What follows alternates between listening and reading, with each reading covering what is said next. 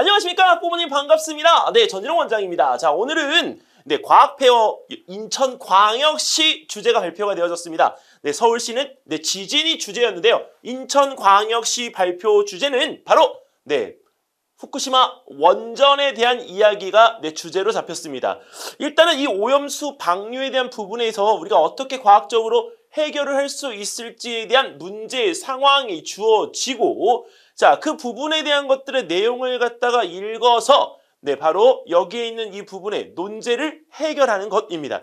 일단 논제를 읽어보면 일본 정부가 올 여름부터 오염수 방류를 결정했습니다. 자, 근데 일본의 후쿠시마 원전 오염수 방류가 우리나라에 어떤 영향을 줄지 그 부분에서 여러 가지 다각도에서 여러 가지 문제점을 갖다가 열어놓고 분석을 해보라고 하는 내용과, 그 다음에 이를 가장 합리적으로 해결할 수 있는 과학적인 창의적인 해결책을 제시해 봅니다. 딱 기본적으로 논제는 3개이지만 여기는 이 부분에서 여기 과학적인 원리를 제시해서 해결해 볼 수 있는 방법까지를 하면 논제는 크게 2가지다. 왜? 마지막에 있는 이 오염수 방류 이외의 과학적 해결 방안에 대해서 토론을 자유롭게 해보라고 했기 때문에 결국은 과학적인 대안점을 갖다가 찾아내서 여기에 대한 개요소 작성을 하는 것이 바로 목적입니다. 자, 근데 지금 여기에 있는 논제에 대한 부분을 갖다가 보면 그 위에 삼중수소를 비롯해 세슘, 스트론튬, 아이오딘, 플루토늄, 자, 탄소 14 등의 방사성 물질이 있는데 그대로 방류될 수 있다. 자, 그리고 삼중수소는 여기서 우리가 걸러지지도 않는다. 자, 이 삼중수소에 대한 이야기가 지금 계속 나오고 있는데 여기 우리가 이런 암을 유발할 수 있는 경우들도 있기 때문에 우리가 정말 문제시되고 있는 상황입니다. 자, 그러면 여기서 이런 관점을 갖다가 어떻게 우리는 어떤 시각으로 봐야 될 것인지 간단하게 우리가 이 팁을 갖다가 한번 드려보면, 일단 첫 번째 우리가 일본 후쿠시마 원전 오염수 방류에 대한 부분을 갖다가 분석해 볼 때 여기는 해류의 방향과 그 해류에 우리가 있는 그 바다의 수온이, 자, 우리 해류의 속도 등을 갖다가 어떻게 우리가 결정하는지를 먼저 분석을 해 보았으면 좋겠습니다. 일단 수온에 따라서 우리가 표면에 있는 그 부분들에 대한 이 바닷물의 흐름들이 또 달라질 수도 있고, 또 바람이 부는 방향대로 파도가 또 우리가 그렇죠, 표면에 대한 표층 해류가 형성되어지면서 불어나가는 방향들, 움직이는 방향들이 달라질 수도 있겠죠. 그래서 여러 가지 방향에서 해류가 흐르게 되어지는 그 원인에 대한 부분을 갖다가 우리가 조사한 뒤에 그것들이 수온이나 아니면 바람의 영향이나 아니면 지역적인 어떤 그 부분에서의 속도가 달라지는 것들을 고려해서 문제에 접근을 해보는 건 어떨지 제안을 해봅니다.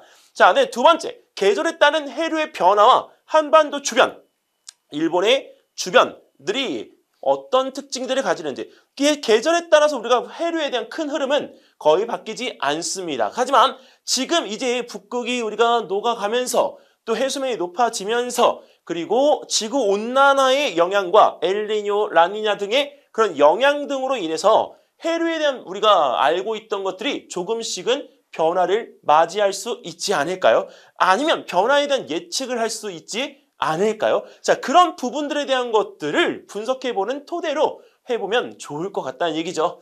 자, 그 다음에 2번째, 이를 가장 합리적으로 해결할 수 있는 과학적인 방법인데, 우리가 그냥 약간 쉽게 생각하면 방사능을 제거해버리면 되는 거죠. 하지만 방사능을 제거할 수 있으면 이 방사능 지금까지도 우리가 제거 안 하고 있을 이유가 있을까요?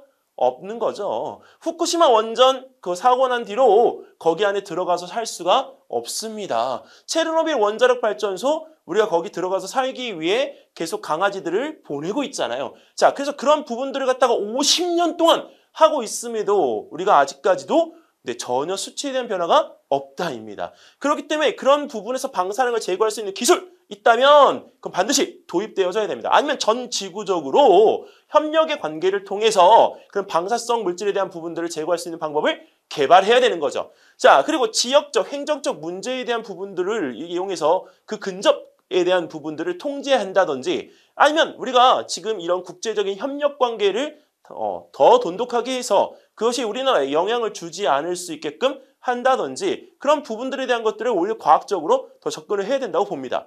최근에 일본에서요, 우리가 수산물 중에 광어가 있습니다. 근데 그 광어가 자연산 광어와 그 다음에 그 오염수를 갖다가 정제한 물에서 자란 그 광어에 대한 부분들을 비교하는 영상이 있더라고요. 근데 그런 영상에 대한 부분들을 갖다 보고서 우리가 어떤 부분에 대한 것들이 반응이 있는지 사회적인 반응의 이슈로 써도 충분히 가능할 것 같아요.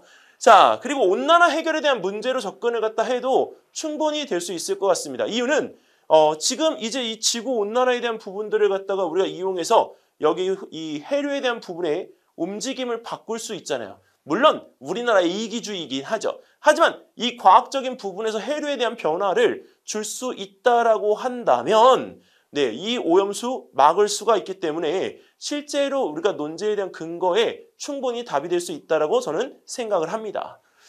자, 이 과학페어 지금 이렇게 해서 간단하게 방향 제시하는 정도만 우리가 살펴봤는데요. 일단 과학페어에 대한 이 부분 우리가 고민이 있다면 뭐 참여를 할까 아니면 어떻게 할까 이런 부분들이 있겠지만 일단 개요서에 대한 작성은요. 해본 사람이 한다고 네, 반드시 본인이 이걸 정리해야 합니다. 어느 누군가의 도움을 갖다 받아서 이 개요서에 대한 부분을 작성한다면 그건 본인의 실력이 될 수 없기도 하거니와 그럼 매년 그의 계속적인 순환을 갖다가 해야 되기 때문에 본인의 실력이 안 늘어요. 그러니까 이런 경우에 어제 발표된 내용이면 자 오늘 바로 뚜껑을 갖다 열어서 내가 이런 것들을 내가 분석해보면서 알아보고 공부해보는 본인의 의지도 매우 필요한 것이 과학페어 대회입니다. 자 그렇기 때문에 우리가 여기서 고민하고 있을 때가 바로 시작이다라고 하는 걸 아시면서 여러분 도전해보시기 바라겠습니다. 자 다음에 또 뜨끈뜨끈한 소식을 가지고 인사드리겠습니다. 그러면 다른 거 맞아요. 과학전람회 UI 챌린지가 있죠. 기대 하세요. 그 영상도 곧 올리겠습니다. 자 그럼 다음 영상에서 뵙도록 하겠습니다.